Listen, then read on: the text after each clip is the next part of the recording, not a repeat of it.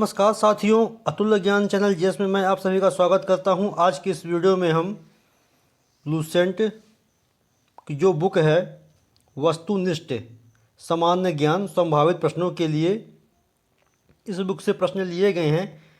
इस बुक को मैं सॉल्व करवा रहा हूं आप लोगों को। आज हम बात करेंगे धार्मिक आंदोलन से संबंधित कुछ महत्वपूर्ण प्रश्न जो ये लूसेंट की बुक से लिए गए हैं।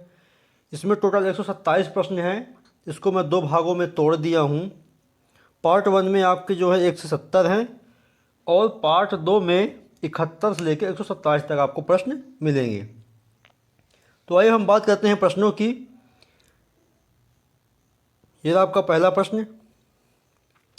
एक बात और बता दूं आपको, आप लोगों को, कि मैं खाली प्रश्न पढ़ूंगा और 4 ऑप्शन दिए रहेंगे। उन ऑप्शनों को आपको टिक करना है और 3 से 4 सेकंड का मैं समय दूंगा। इसके बाद मैं खुद आपको आंसर बताऊंगा। तो पहला प्रश्न है आपका, जैन परंपरा के अनुसार जैन धर्म में कुल कितने तीर्थंकर हुए हैं? इसका आंसर टिक करें।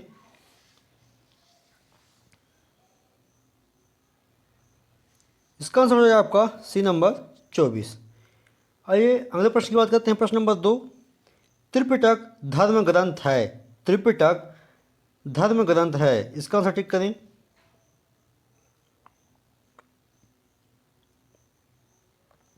इसका आंसर हो जाएगा आपका बी नंबर बौद्धों का। आइए अगले प्रश्न की बात करते हैं। प्रश्न नंबर 3, बुद्ध ने निम्नलिखित में से किस स्थान पर महापरिनिर्वाण मृत्यु प्राप्त किया था? इसका आंसर टिक करें।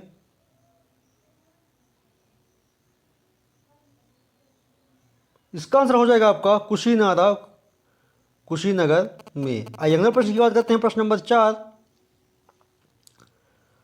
किस शासक ने बौद्धों के लिए विख्यात विक्रमशिला विश्वविद्यालय की स्थापना की है? इसका आंसर टिक करें।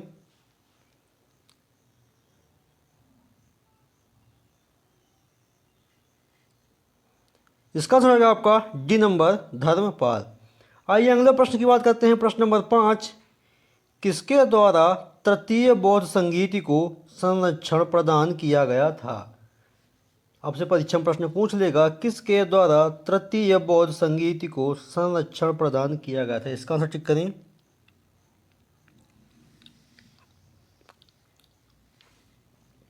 इसका आंसर हो जाएगा आपका बी नंबर अशोक।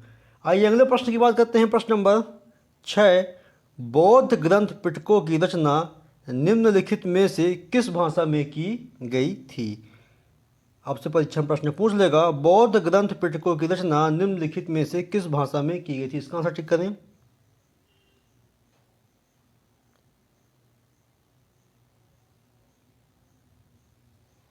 इसका आंसर हो जाएगा आपका सी नंबर पाली। आइए अगले प्रश्न की बात करते हैं। प्रश्न नंबर 7, किस शासक के शासनकाल में नेपाल में बौद्ध धर्म का आगमन हुआ था? परीक्षा में आपसे प्रश्न पूछ लेगा, किस शासक के शासनकाल में नेपाल में बौद्ध धर्म का आगमन हुआ था? इसका आंसर टिक करें।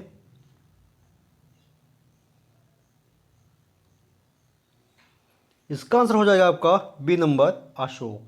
आइए अगले प्रश्न की बात करते हैं। प्रश्न नंबर 8, परीक्षा में आपसे प्रश्न पूछ लेगा, सांची क्यों विख्यात है? इसका आंसर टिक करें।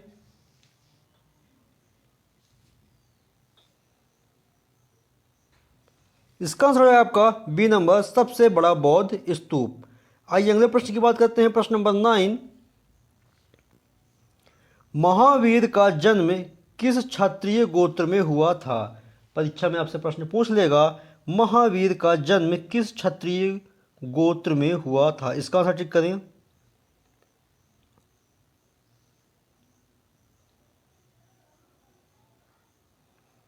इसका आंसर हो जाएगा आपका बी नंबर यांत्रिक। आइए अगले प्रश्न की बात करते हैं। प्रश्न नंबर 10, महावीर की माता कौन थी?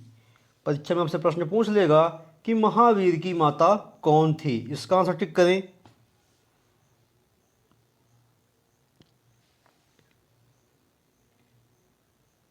इसका आंसर हो जाएगा आपका सी नंबर त्रिशला। आइए अगले प्रश्न की बात करते हैं। प्रश्न नंबर 11, गौतम बुद्ध का जन्म स्थल था। परीक्षा में आपसे प्रश्न पूछ लेगा, गौतम बुद्ध का जन्म स्थल था? इसका आंसर टिक करें।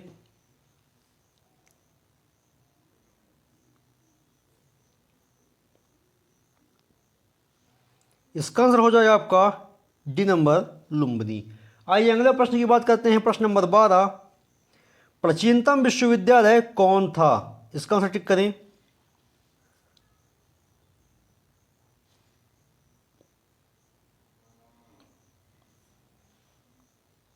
इसका आंसर हो जाएगा आपका सी नंबर नालंदा।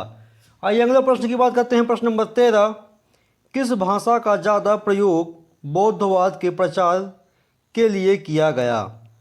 इसका आंसर टिक करें।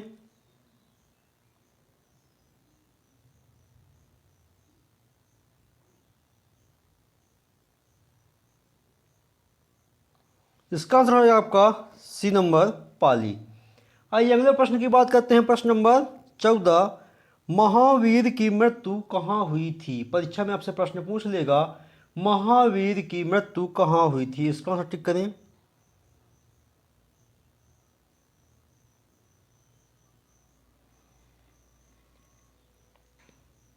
इसका आंसर हो जाएगा आपका डी नंबर पावापुरी।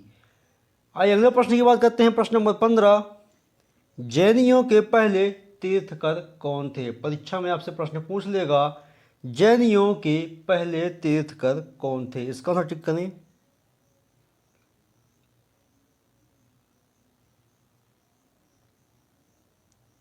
इसका आंसर हो जाएगा आपका डी नंबर ऋषभ देव। आइए अगले प्रश्न की बात करते हैं। प्रश्न नंबर 16, मठ मंदिर और स्तूप किस धर्म से संबंधित है? परीक्षा में आपसे प्रश्न पूछ लेगा, मठ मंदिर और स्तूप किस धर्म से संबंधित है? इसका आंसर टिक करें।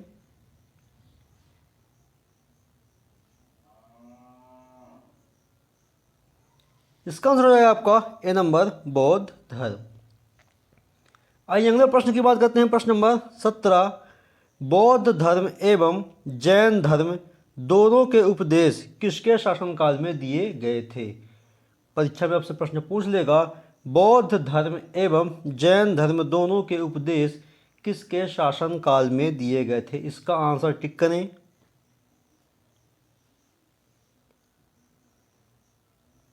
इसका आंसर हो जाएगा आपका ए नंबर बिंबिसार। आइए अगले प्रश्न की बात करते हैं। प्रश्न नंबर 18, गौतम बुद्ध ने अपना प्रथम उपदेश कहाँ दिया था? इसका आंसर टिक करें। इसका आंसर हो जाएगा आपका सी नंबर सारनाथ। आइए अगले प्रश्न की बात करते हैं। प्रश्न नंबर 19, बौद्ध धर्म ग्रहण करने वाली पहली महिला कौन थी? परीक्षा में आपसे प्रश्न पूछ लेगा, बौद्ध धर्म ग्रहण करने वाली पहली महिला कौन थी? इसका आंसर टिक करें।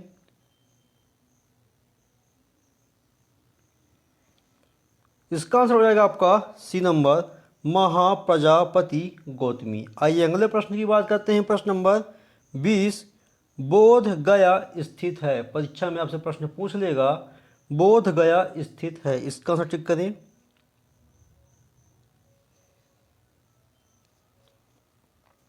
इसका आंसर हो जाएगा आपका सी नंबर बिहार में। आइए अगले प्रश्न की बात करते हैं। प्रश्न नंबर 21, जातक किसका ग्रंथ है? परीक्षा में आपसे प्रश्न पूछ लेगा, जातक किसका ग्रंथ है? इसका आंसर टिक करें।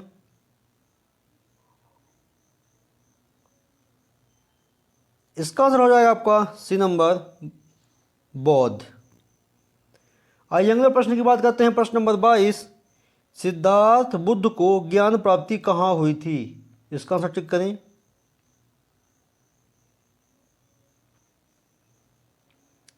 इसका आंसर हो जाएगा आपका डी नंबर गया। आइए अगले प्रश्न की बात करते हैं। प्रश्न नंबर 23, सारनाथ में बुद्ध का प्रथम प्रवचन कहलाता है? इसका आंसर टिक करें।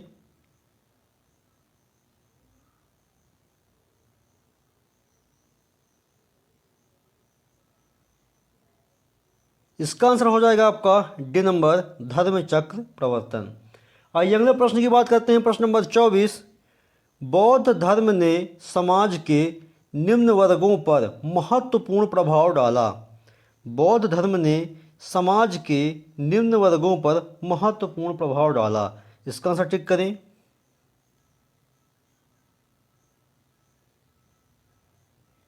इसका आंसर हो जाएगा आपका डी नंबर, महिला और शूद्र। आइए अगले प्रश्न की बात करते हैं। प्रश्न नंबर 25, बुद्ध ने गृह त्याग का प्रतीक है। बुद्ध ने गृह त्याग का प्रतीक है, इसका आंसर टिक करें।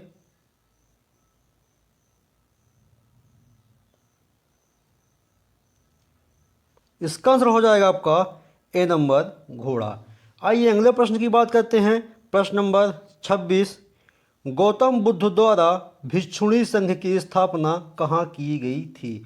परीक्षा में आपसे प्रश्न पूछ लेगा, गौतम बुद्ध द्वारा भिक्षुणी संघ की स्थापना कहाँ की गई थी, इसका आंसर टिक करें।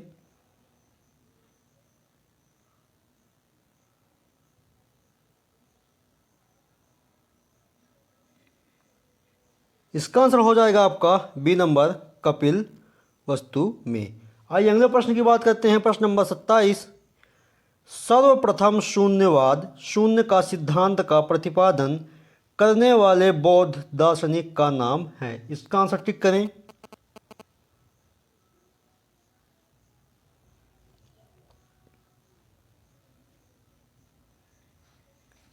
इसका आंसर हो जाएगा आपका सी नंबर, नागार्जुन।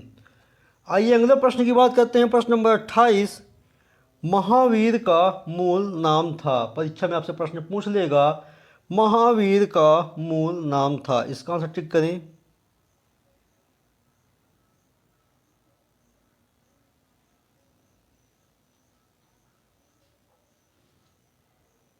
इसका आंसर हो जाएगा आपका सी नंबर, वर्धमान। आइए अगले प्रश्न की बात करते हैं। प्रश्न नंबर 29, किसे एशिया की रोशनी, द लाइट ऑफ एशिया कहा जाता है। ये बहुत ही मोस्ट प्रश्न है, परीक्षा में आपसे प्रश्न पूछ लेगा, किसे एशिया की रोशनी, द लाइट ऑफ एशिया कहा जाता है, इसका आंसर टिक करें। इसका आंसर हो जाएगा आपका बी नंबर, गौतम बुद्ध को। आइए अगले प्रश्न की बात करते हैं। प्रश्न नंबर 30, दिलवाड़ा के जैन मंदिरों का निर्माण किसने करवाया था। परीक्षा में आपसे प्रश्न पूछ लेगा, दिलवाड़ा के जैन मंदिरों का निर्माण किसने करवाया था। यह आपका आरआरबी टेक्निकल 2004 में पूछा हुआ प्रश्न है, इसका आंसर टिक करें।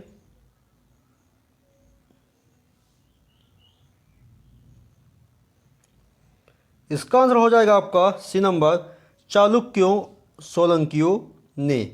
आइए अगले प्रश्न की बात करते हैं। प्रश्न नंबर 31, नागार्जुन कौन थे। यह बिहार पीएससी का पूछा हुआ प्रश्न है, इसका आंसर टिक करें।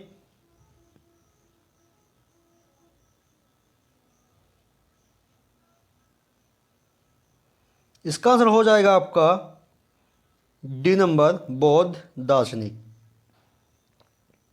आइए अगले प्रश्न की बात करते हैं। प्रश्न नंबर 32, जैन परंपरा के अनुसार महावीर कौन से तीर्थकर थे। जैन परंपरा के अनुसार महावीर कौन से तीर्थकर थे। यह प्रश्न आपका आरआरबी अजमेर टेक्निकल 2004 में पूछा हुआ प्रश्न है, इसका आंसर टिक करें।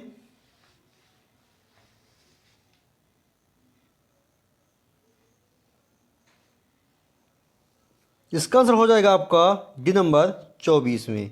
आइए अगले प्रश्न की बात करते हैं। प्रश्न नंबर 33, जैन धर्म का आधारभूत बिंदु है। परीक्षा में आपसे प्रश्न पूछ लेगा, जैन धर्म का आधारभूत बिंदु है, इसका आंसर टिक करें।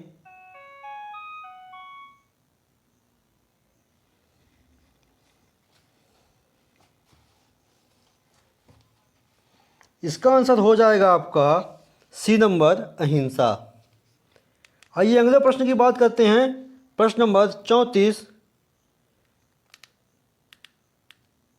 जियो और जीने दो, जियो और जीने दो किसने कहा था, इसका आंसर टिक करें।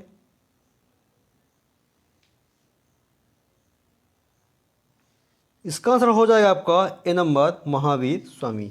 आइए अगले प्रश्न की बात करते हैं। प्रश्न नंबर 35, तीर्थकारों के क्रम में अंतिम कौन थे।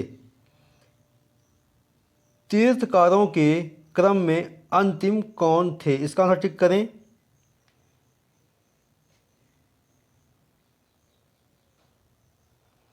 इसका आंसर हो जाएगा आपका डी नंबर महावीर।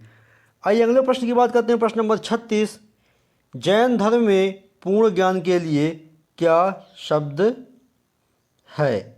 जैन धर्म में पूर्ण ज्ञान के लिए क्या शब्द है? इसका आंसर टिक करें। इसका आंसर हो जाएगा आपका सी नंबर कैवल्य। आइए अगले प्रश्न की बात करते हैं। प्रश्न नंबर 37, महावीर स्वामी का जन्म कहाँ हुआ था? परीक्षा में आपसे प्रश्न पूछ लेगा, महावीर स्वामी का जन्म कहाँ हुआ था? यह बिहार पीएससी में 1998 और 2005 और 2010 3 बार यह पूछा हुआ प्रश्न है। इसका आंसर टिक करें।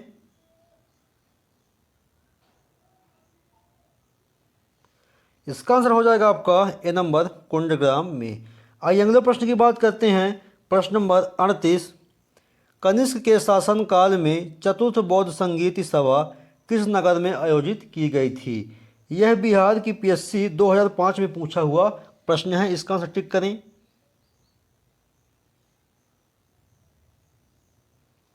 इसका आंसर हो जाएगा आपका सी नंबर कुंडलवन कश्मीर। आइए अगले प्रश्न की बात करते हैं। प्रश्न नंबर 39, तृतीय बौद्ध संगीति कहाँ आयोजित हुई?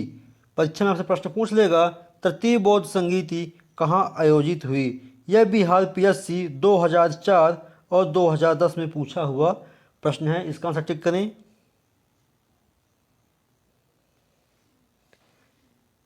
इसका आंसर हो जाएगा आपका बी नंबर पाटलिपुत्र। आइए अगले प्रश्न की बात करते हैं। प्रश्न नंबर 40, अशोक के शासनकाल में बौद्ध संगीति किस नगर में आयोजित की गई थी? अशोक के शासनकाल में बौद्ध संगीति किस नगर में आयोजित की गई थी? इसका आंसर टिक करें। इसका आंसर हो जाएगा आपका बी नंबर पाटलिपुत्र में। आइए अगले प्रश्न की बात करते हैं। प्रश्न नंबर 41, निम्नलिखित में कौन सी बात बौद्ध धर्म तथा जैन धर्म में समान नहीं है? यह बिहार पीएससी 2001 में पूछा हुआ प्रश्न है। इसका आंसर टिक करें।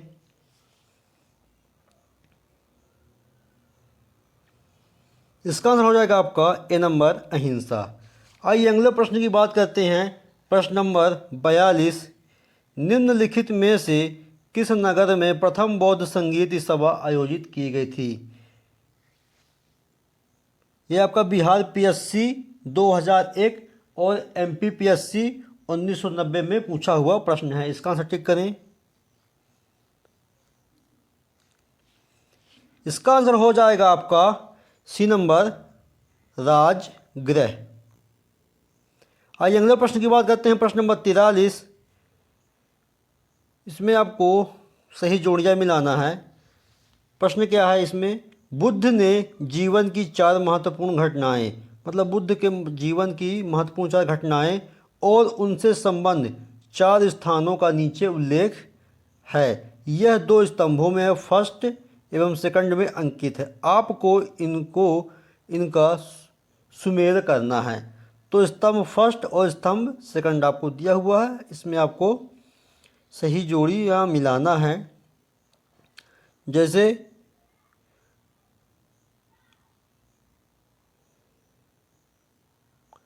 बुद्ध का जन्म कहाँ हुआ था? बुद्ध का जन्म, मैं आपको जोड़ी मिलवा देता हूँ। बुद्ध का जन्म हुआ था लुम्बिनी।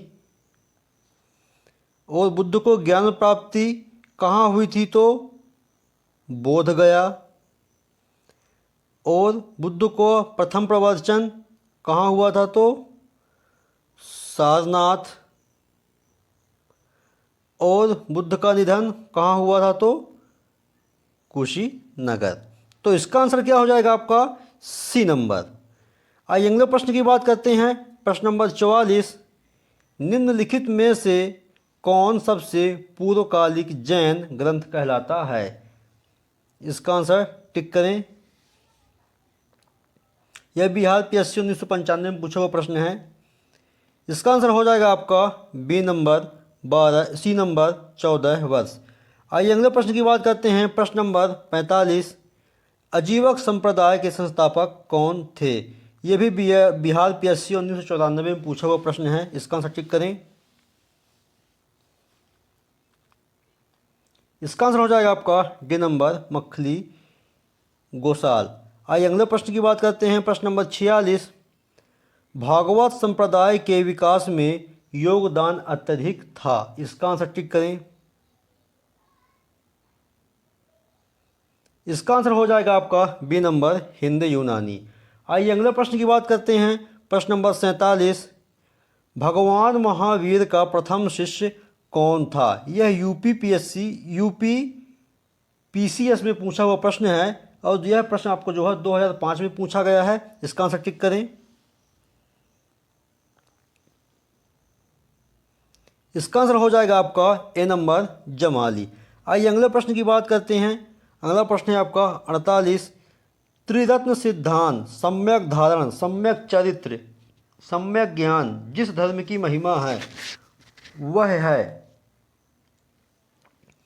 यह आपका यूपी पीसीएस में 2004 में पूछा हुआ प्रश्न है। इसका आंसर टिक करें।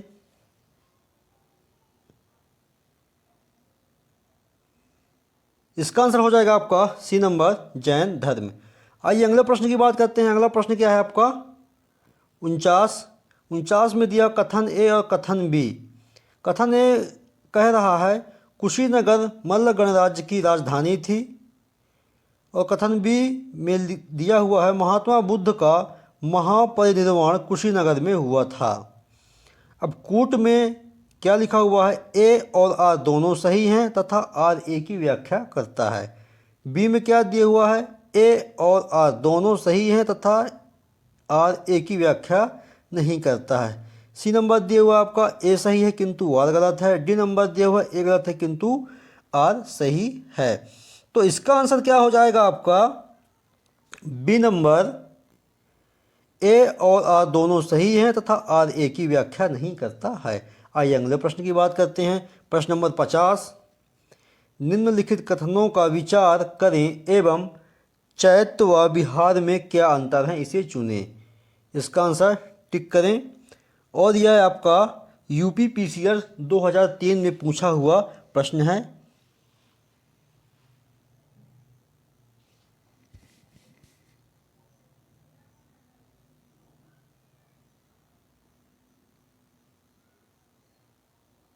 इसका आंसर हो जाएगा आपका बी नंबर, चैत्य पूजा स्थल होता है जबकि विहार निवास स्थान है। आइए अगले प्रश्न की बात करते हैं। अगला प्रश्न है आपका 51, निम्नलिखित में से कौन सा स्थल पार्श्वनाथ से संबंध होने के कारण जैन सिद्ध क्षेत्र माना जाता है। यह है आपका यूपी पीसीएस 2002 में पूछा हुआ प्रश्न है। इसका आंसर टिक करें। इसका आंसर हो जाएगा आपका सी नंबर, सम्मेद शिखर। आइए अगले प्रश्न की बात करते हैं। प्रश्न नंबर 52, बुद्ध की मृत्यु के बाद प्रथम बौद्ध संगीत की अध्यक्षता किसने की थी। यह आपका यूपी पीसीएस 2000 में पूछा हुआ प्रश्न है। इसका आंसर टिक करें।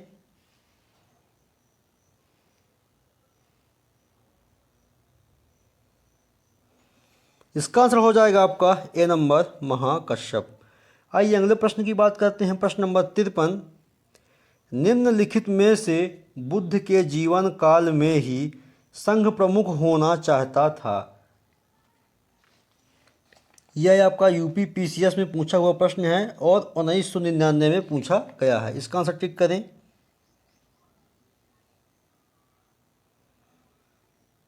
इसका आंसर हो जाएगा आपका ए नंबर, देवदत्त। आइए अगले प्रश्न की बात करते हैं। प्रश्न नंबर 54, हेलियोडोरस का बेस नगर अभिलेख संदर्भित है। परीक्षा में आपसे प्रश्न पूछ लेगा, हेलियोडोरस का बेस नगर संदर्भित है। यह आपका यूपी पीसीएस 1998 में पूछा हुआ प्रश्न है। इसका आंसर टिक करें।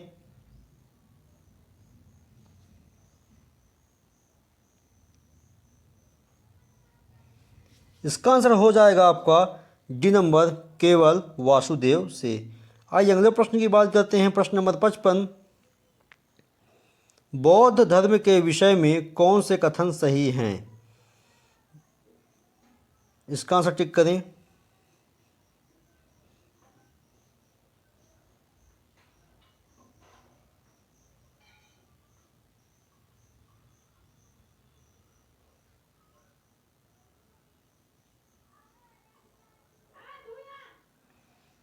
इसका आंसर हो जाएगा आपका सी नंबर 1, 2 तथा 3। आइए अगले प्रश्न की बात करते हैं। प्रश्न नंबर 56, वासुदेव कृष्ण की पूजा सर्वप्रथम किसने प्रारंभ की थी? यह आपका UPPCS 1997 में पूछा हुआ प्रश्न है। इसका आंसर टिक करें।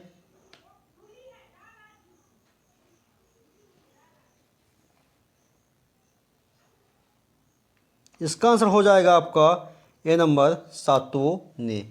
आइए अगले प्रश्न की बात करते हैं। प्रश्न नंबर 57, निम्नलिखित 4 स्थानों में हुई बौद्ध संगीतियों का सही कालक्रम नीचे दिए हुए कूट से ज्ञात करें। इसका सही क्रम कूट ज्ञात करें। यह आपका UPPCS LS 2002 में पूछा हुआ प्रश्न है। इसका आंसर टिक करें।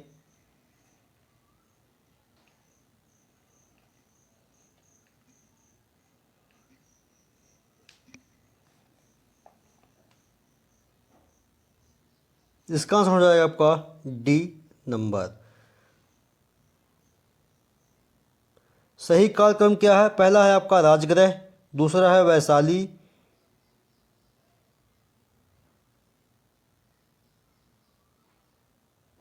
फिर है आपका पाटलिपुत्र, फिर है आपका कुंडलवलन। आइए अगले प्रश्न की बात करते हैं। प्रश्न नंबर 58, गौतम बुद्ध ने अपनी मृत्यु के उपरांत बौद्ध संघ के नेतृत्व के लिए किसे नामित किया था? यह आपका UPPCS 2000 और 2002 में पूछा हुआ प्रश्न है। इसका आंसर टिक करें।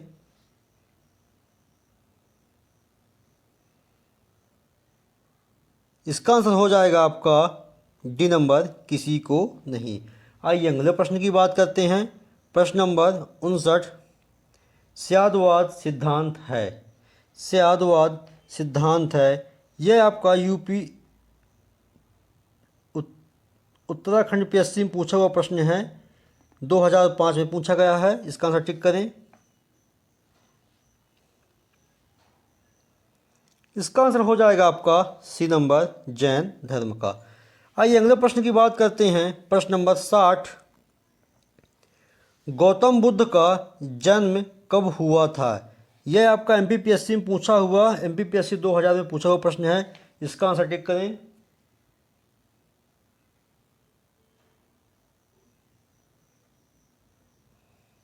इसका आंसर हो जाएगा आपका ए नंबर 563 ईसा पूर्व में। आइए अगले प्रश्न की बात करते हैं। प्रश्न नंबर 61, बौद्ध शिक्षा का केंद्र था। परीक्षा में आपसे प्रश्न पूछ लेगा, बौद्ध शिक्षा का केंद्र था, और यह MPPSC 2003 में पूछा हुआ प्रश्न है। इसका आंसर टिक करें।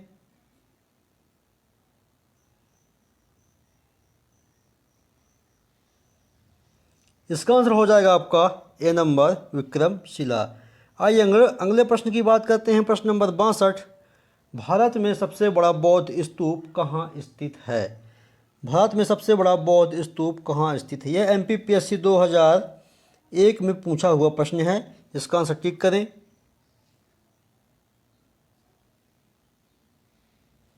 इसका आंसर हो जाएगा आपका बी नंबर, सांची। आइए अगले प्रश्न की बात करते हैं। प्रश्न नंबर 63, निम्न में से किस ग्रंथ में देवकी के पुत्र कृष्ण का वर्णन किया गया है? इसका आंसर टिक करें।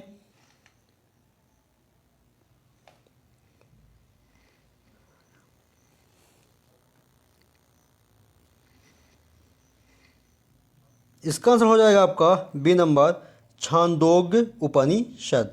आइए अगले प्रश्न की बात करते हैं। प्रश्न नंबर 64, जैन समुदाय में प्रथम विभाजन के श्वेतांबर संप्रदाय के संस्थापक थे। इसका आंसर टिक करें।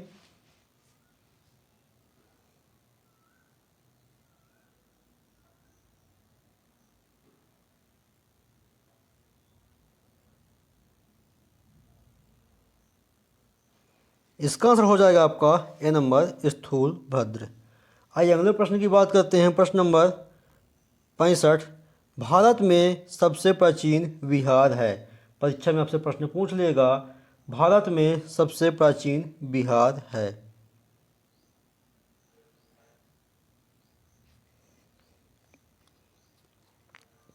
इसका आंसर हो जाएगा आपका ए नंबर नालंदा।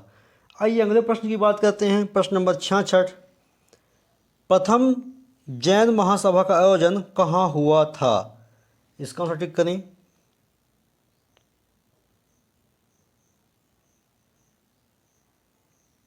इसका आंसर हो जाएगा आपका ए नंबर पाटलिपुत्र।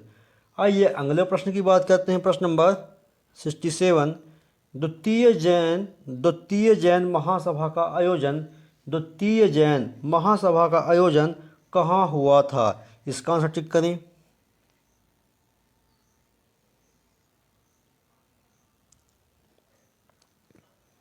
इसका आंसर हो जाएगा आपका बी नंबर वल्लभी। आइए अगले प्रश्न की बात करते हैं। प्रश्न नंबर 68, जैन साहित्य का संकलन किस भाषा व लिपि में है? परीक्षा में आपसे प्रश्न पूछ लेगा, जैन साहित्य का संकलन किस भाषा व लिपि में है? इसका आंसर टिक करें।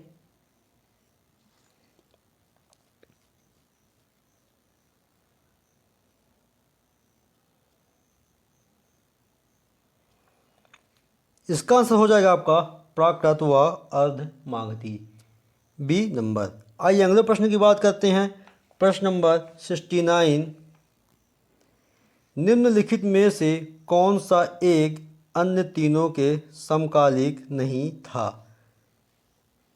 निम्नलिखित में से कौन सा एक अन्य तीनों के समकालिक नहीं था? इसका आंसर टिक करें।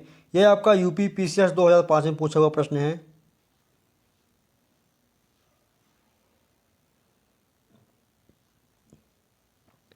इसका आंसर हो जाएगा आपका सी नंबर मिलिंद। आइए अगले प्रश्न की बात करते हैं। प्रश्न नंबर 70, निम्न कथनों पर विचार कीजिए। ये आपका वर्धमान आपको विचार करना है, दिया हुआ है, आप इसको टिक करके बताएं।